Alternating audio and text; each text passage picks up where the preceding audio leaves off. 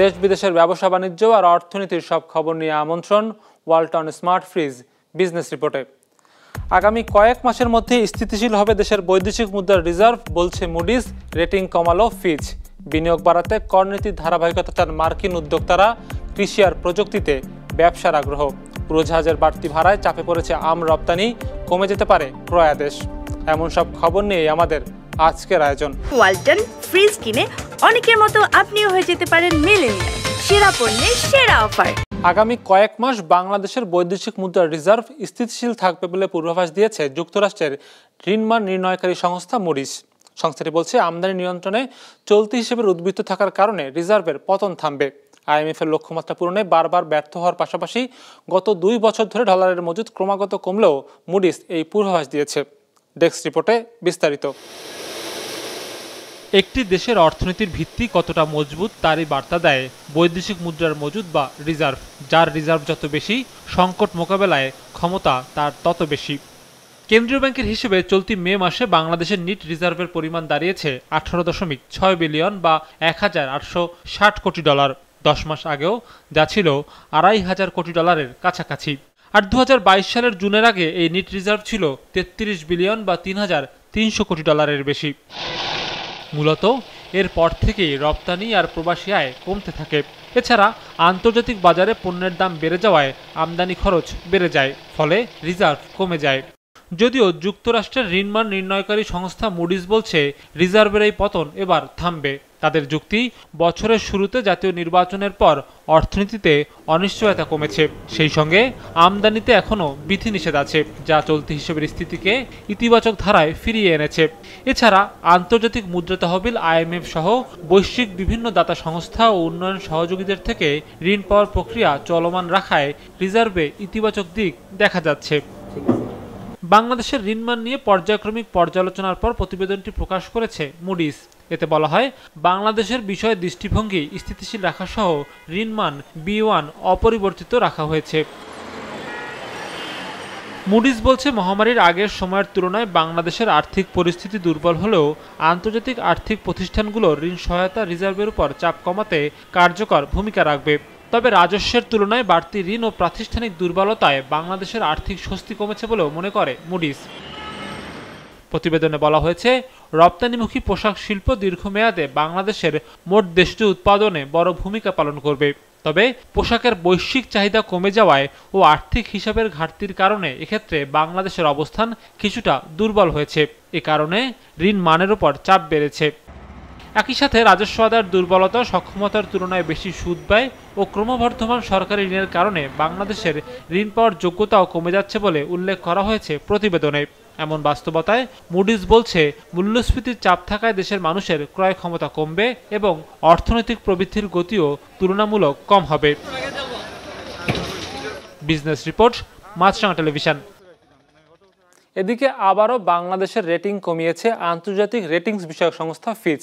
সংস্থাটির প্রতিবেদন অনুযায়ী B- থেকে B+ নেমে এসেছে বাংলাদেশের অবস্থান। সোমবার এমন তথ্য প্রকাশ করেছে সংস্থাটি। ফিচ সূচকে বাংলাদেশের অবনতির কারণ হিসেবে বলেছে, বৈদেশিক মুদ্রার রিজার্ভ ঠেকানো এবং অভ্যন্তরীণ ডলার সংকট নিরসনে 2022 সাল থেকে নেওয়া কেন্দ্রীয় ব্যাংকের নীতি উদ্যোগগুলোর কার্যকর ভূমিকা দেখা যায়নি। এর প্রভাবে অর্থনীতির বাহ্যিক দিকগুলো ক্রমশ দুর্বল হয়েছে, যা বাংলাদেশের জন্য সামনের দিনে ঝুঁকির কারণ হতে পারে বলে উল্লেখ করা হয়েছে প্রতিবেদনে। এমনকি বিনিময় হার নির্ধারণের নতুন পদ্ধতি কলিং পেগ বৈদেশিক মুদ্রার বাজারের স্থিতিশীলতা দূর করতে পারবে কিনাও সে বিষয়ে নিশ্চিত করতে পারেনি সংস্থাটি। বাংলাদেশে বিনিয়োগ বাড়াতে করনীতির ধারাবাহিকতা চেয়েছেন মার্কিন উদ্যোক্তারা। ঢাকায় সফররত দেশটির ব্যবসায়ীদের একটি প্রতিনিধি দল জানিয়েছে, তারা এদেশের কৃষি খাতে বিনিয়োগ করতে আগ্রহী। সোমবার রাজধানীর আগারগাঁওয়ে প্রধানমন্ত্রীর বেসরকারি শিল্প ও বিনিয়োগ উপদেষ্টার সঙ্গে বৈঠক করে এসব কথা জানান তারা। যুক্তরাষ্ট্র বাংলাদেশ বিজনেস কাউন্সিলের এই প্রতিনিধি দলটি ঢাকা সফরের প্রথম দিনেই বৈঠকে বসল প্রধানমন্ত্রীর বেসরকারি শিল্প ও বিনিয়োগ উপদেষ্টার সঙ্গে। দ্বিপাক্ষিক ওই সভা শেষে মার্কিন প্রতিনিধিরা কিছু না বললেও সরকারের পক্ষ থেকে জানানো হয়েছে, যুক্তরাষ্ট্র ব্যবসা বাড়াতে চায় এদেশে। তারা আগ্রহ দেখিয়েছেন জ্বালানি, তথ্য প্রযুক্তি আর কৃষি খাতে।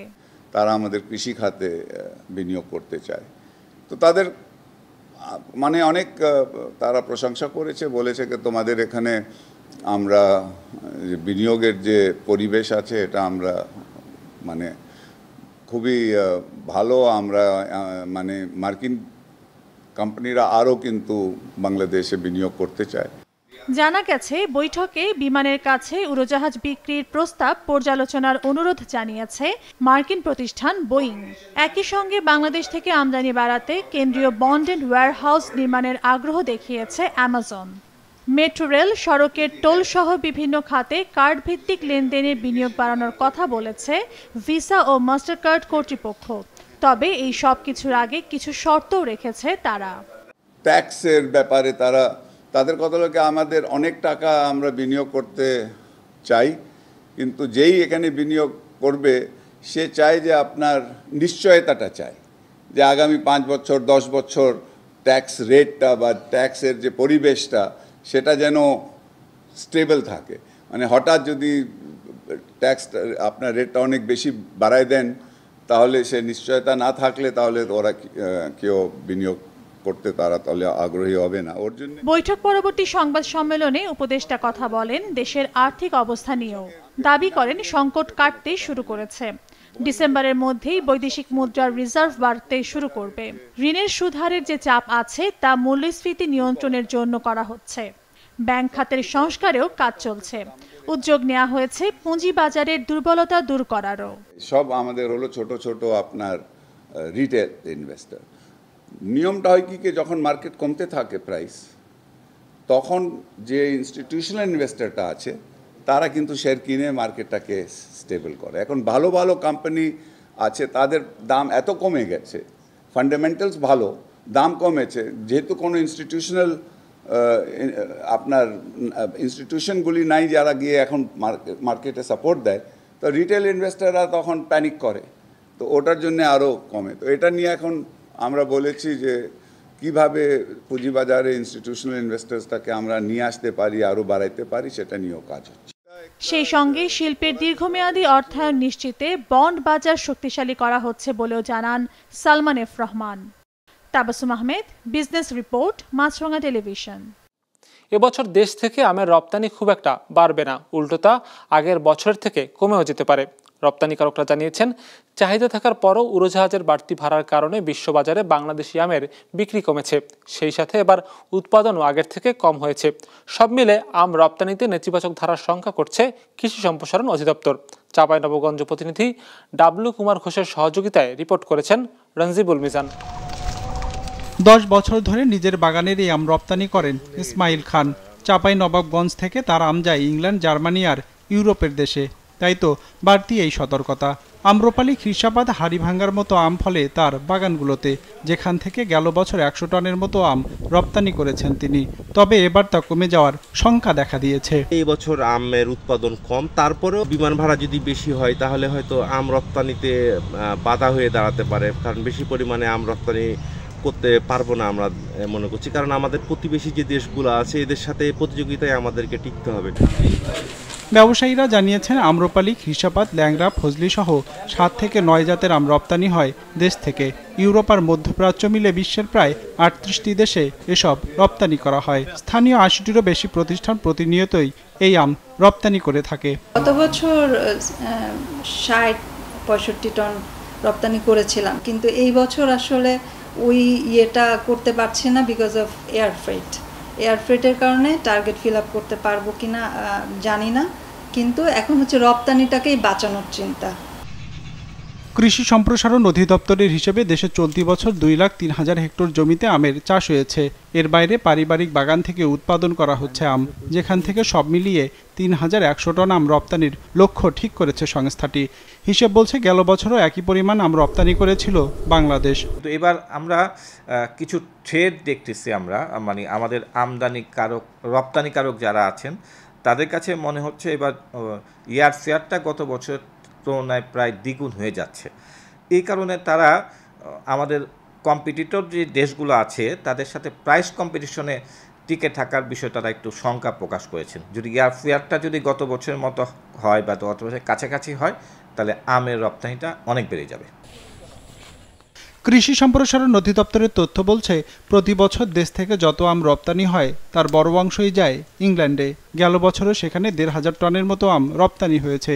ইতালি আর সৌদি আরবে গেছে ৬৫০ টনের মতো। Ranjibul Mizan, business report, Maasranga television. Walton fridge কিনে অনেকের মতো আপনিও হয়ে যেতে পারেন মিলেনিয়াল। সেরা পণ্যের সেরা অফার। রাশিয়ার কোনো ব্যাংকের শাখা বাংলাদেশে না থাকায় দেশটির সঙ্গে বাণিজ্যিক লেনদেনে খরচ ও সময় দুটোই বাড়ছে। এমন বাস্তবতায় ঢাকায় রাশিয়ার ব্যাংকের শাখা চালুর প্রস্তাব দিয়েছে স্থানীয় উদ্যোক্তারা। সোমবার রাজধানীতে এফবিসিসিআই আয়োজিত রাশিয়া বাংলাদেশ যৌথ ব্যবসায়ী বৈঠকে এসব প্রস্তাব দেওয়া হয়। এ সময় দ্বিপাক্ষিক বাণিজ্য বাড়াতে রাশিয়ার কর কাঠামো নমনীয় করারও তাগিদ দেওয়া হয়। এক দশক আগেও রাশিয়ার সাথে বাংলাদেশের দ্বিপাক্ষিক বাণিজ্যের পরিমাণ ছিল $70 কোটি মতো, যা এখন পৌঁছে গেছে $100 কোটি কাছে।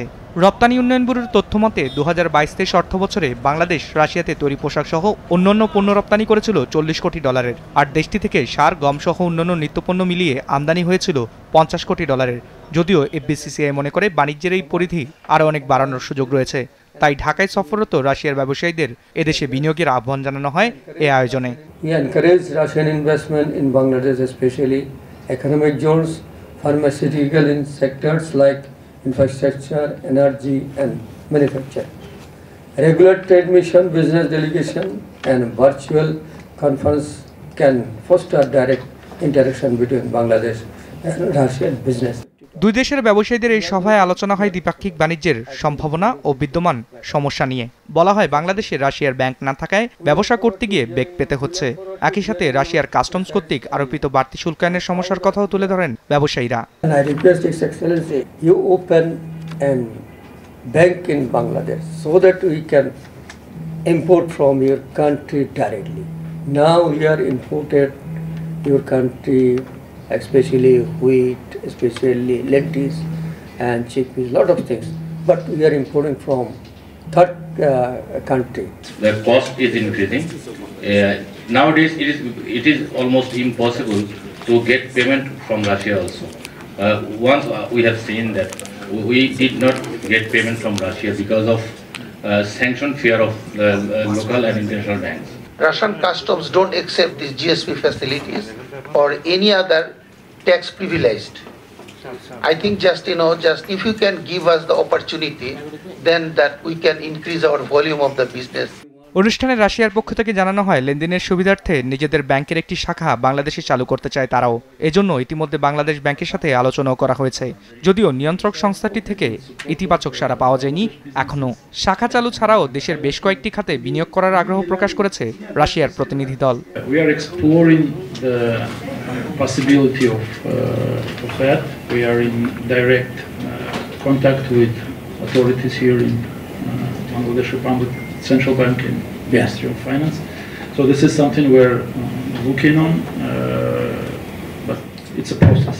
There isn't much scope for expanding the economic partnership between our two countries and for diversifying the trade relations into new areas: banking, chemical industry and mechanical engineering.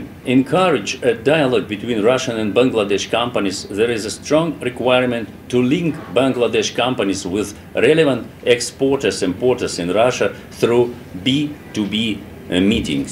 হিসেব বলছে, বাংলাদেশে রাশিয়ার সঙ্গে যে লেনদেন করতে হয় তার ৮০% হয় সিঙ্গাপুর আর হংকংয়ের ব্যাংকের মাধ্যমে। রাহেন Sovan, business report, Maasranga television. বাজারে নিত্যপণ্যের দর সহনশীল আছে বলে দাবি করেছেন কৃষিমন্ত্রী আব্দুস শহীদ। বলেছেন, নিত্যপণ্যের দাম স্বাভাবিক রাখতে আগামী দিনে আরও কাজ করা হবে।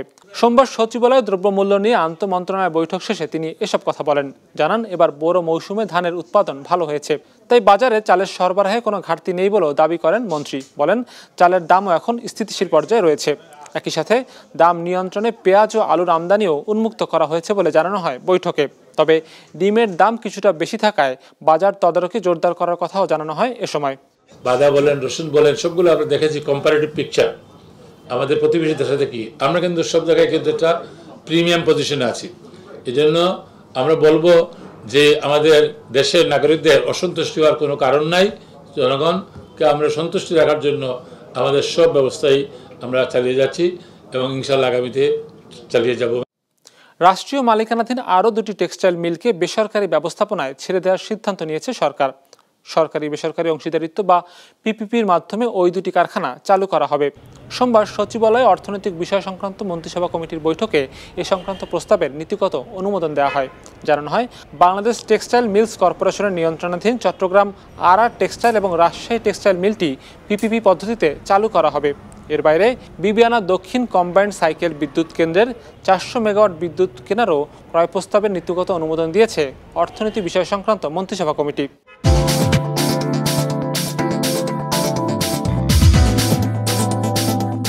ইতিবাচক ধারায় লেনদেন শেষ হয়েছে ঢাকার শেয়ার বাজারে। সার্বিক সূচক ডিএসইএক্স 59 পয়েন্ট বেড়ে দাঁড়িয়েছে 5310-এ। বেচাকেনা হয়েছে মোট 506 কোটি টাকার শেয়ারের মালিকানা। লেনদেনে অংশ নেওয়া প্রতিষ্ঠানগুলোর মধ্যে দর বেড়েছে 276টির, কমেছে 84টির, আর অপরিবর্তিত রয়েছে 34টির দর। দর্শক, আমাদের যে কোনো পর্ব নিজেদের সুবিধাজনক সময় দেখতে সাবস্ক্রাইব করুন বিজনেস রিপোর্টের অফিসিয়াল ইউটিউব চ্যানেল। ফেসবুক পেজে লাইক দিয়ে আপডেট থাকুন ব্যবসা বাণিজ্যের আলোচিত সব ঘটনা সম্পর্কে। আর আপনাদের মতামত জানান কমেন্টস অথবা ইনবক্সে। আজ এটুকুই, বিদায় নিচ্ছি, ভালো থাকবেন।